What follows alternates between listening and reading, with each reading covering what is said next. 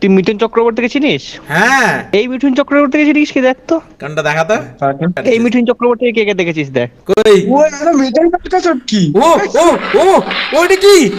এ ভাই, আরে শাবাশ, ও ভাই, ও ভাই, মিঠুন না, নাচুন না। ও ও ও ও এটা মিঠুন চক্রবর্তী না, মিঠুন ছক্কাবর্তী। মিঠুন চক্রবর্তী ভাব মিশো। 100 fighting 0 damage. যেখানে লিখেছে মিঠুন চক্রবর্তী গান মে আগরবাতি।